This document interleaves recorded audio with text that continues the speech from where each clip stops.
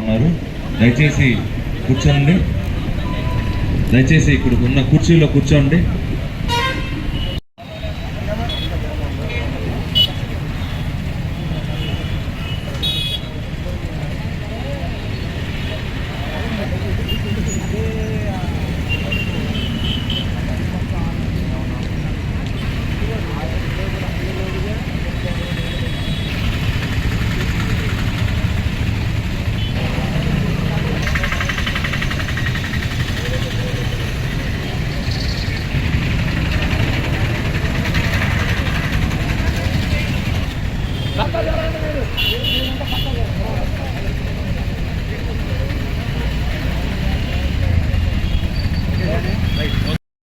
దివంగత శాసనసభ్యులు పెద్దలు నిరాడంబరజీవి, నిస్వార్థపరుడు, నిజాయితీపరుడు స్వర్గీయ బొర్రా వెంకటస్వామి గారి 40వ వర్ధంతి సందర్భంగా ఆయన్ని స్మరించుకుని ఘనమైన నివాళులు అర్పించడానికి విచ్చేసినటువంటి ప్రతి ఒక్కరికి నా నమస్కారాలు తెలియజేసుకుంటూ, మచిలీపట్నంలో పుట్టి ఇక్కడే విద్యను అభ్యసించి కాలేజీ రోజుల్లో ఒక ఫుట్బాల్ క్రీడాకారుడిగా రాష్ట్ర స్థాయిలో ఖ్యాతి సంపాదించి మచిలీపట్నానికి ఫుట్బాల్ క్రీడాకారుడిగా వన్నె తీసుకొచ్చినటువంటి ఒక క్రీడాకారుడిగా, తదనంతరం అడ్వకేట్గా సామాన్యులకు అందుబాటులో ఉంటూ పేదల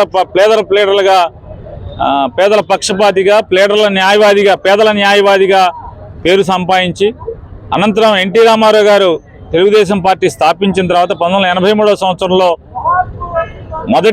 అప్పటి తెలుగుదేశం శాసనసభ్యుడిగా ఎన్టీ రామారావు గారి గుడివాడలో గెలిచిన దానికంటే కూడా అత్యంత భారీ మెజార్టీతో విజయం సాధించి, దురదృష్టవశాత్తు ఆయన సేవ చేస్తూనే ప్రజాసేవలోనే మరణించడం, గెలిచిన కొద్ది కాలానికే ఒక సంవత్సరం చిల్లర కాలానికే ఆయన మరణించడం అనేది మచిలీపట్నం కూడా ఆనాడు ఎంతో నష్టపోయింది.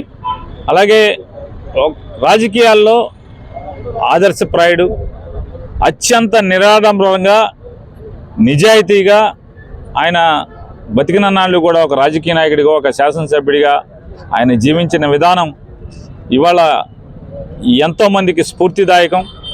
అటువంటి మహనీయుడికి ఘనమైన నివాళులు అర్పిస్తూ జోహార్ బొర్రా వెంకటస్వామి గారు.